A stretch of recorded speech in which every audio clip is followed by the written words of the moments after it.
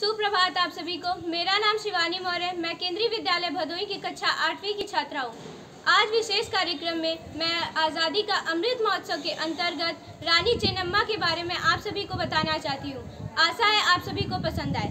रानी चेन्नम्मा का जन्म सन 1778 में झांसी की रानी लक्ष्मीबाई से लगभग 56 साल पहले काकतीय राजवंश बेलगाम में हुआ था। उन्हें कम उम्र से ही घुड़सवारी, तलवारबाजी और तीरंदाजी का प्रशिक्षण दिया गया था। वह अपनी बहादुरी के लिए अपने समुदाय में प्रसिद्ध थी। 15 साल की उम्र में ही रानी चेन्नम्मा ने कित्तूर के राजा मल्लसराज देसाई से शादी कर ली। 1816 में उनके पति की मृत्यु के बाद उनका वैवाहिक जीवन दुखद लगने लगा। इस शादी से उनका केवल एक ही बेटा था, लेकिन भाग्य उनके जीवन के साथ एक क्रूर खेल खेल रहा था। 1824 में उनके बेटे का निधन हो गया और वह ब्रिटिश सरकार के खिलाफ लड़ने के लिए अकेली रह गई। साल 1824 में अपने बेटे की मृत्यु के बाद उन्होंने शिवलिंगप्पा को अपना उत्तराधिकारी बनाया। अंग्रेजों ने रानी के इस कदम को स्वीकार नहीं किया और शिवलिंगप्पा को पद से हटाने का आदेश दिया।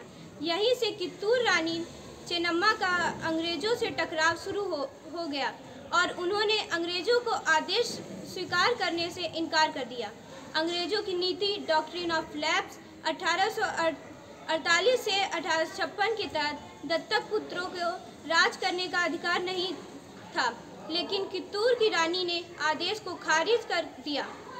ब्रिटिश अधिकारी कित्तूर की रानी चेन्नम्मा के खजाने और बहुमूल्य आभूषणों और जेवरात को हथियाना चाहते थे। उस समय रानी के खजाने की कीमत तकरीबन 15 लाख रुपए थी।